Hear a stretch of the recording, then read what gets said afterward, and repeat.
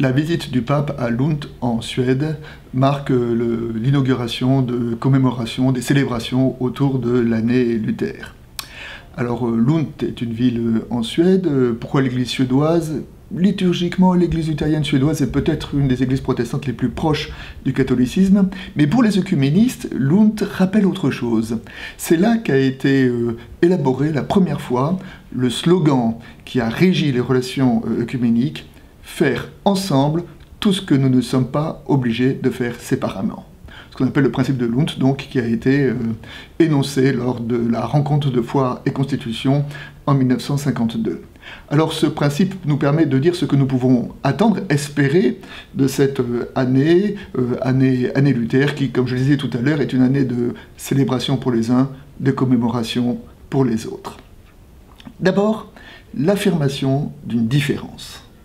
Depuis Vatican II, les théologiens catholiques et protestants ont travaillé théologiquement pour savoir quelles sont les vraies et les fausses différences entre catholiques et protestants, et ils en sont arrivés à montrer que la différence irréductible concernait notre compréhension de l'Église. Et il est bon, je pense, que cette différence subsiste. La différence n'est pas automatiquement un amortissement, mais c'est peut-être une richesse. De même que dans les évangiles, que dans les Écritures, il y a 4 évangiles pour dire le Christ, car un seul c'est insuffisant pour dire la vérité du Christ, eh bien, nous pouvons concevoir qu'il existe plusieurs églises pour dire comment aujourd'hui vivre sa foi.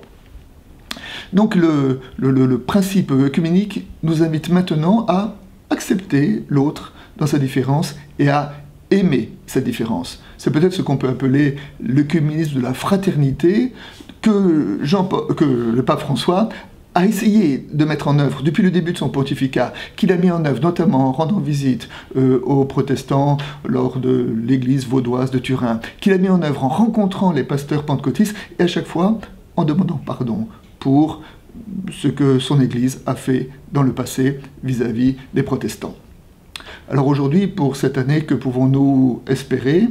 Bien, je me souviens qu'en 2013, lors du culte d'inauguration de l'Église protestante unie de France, le cardinal Barbarin, primat des Gaules, avait dit que la prochaine avancée dans le domaine de l'œcuménisme pourrait être celui d'une hospitalité eucharistique, d'un partage eucharistique.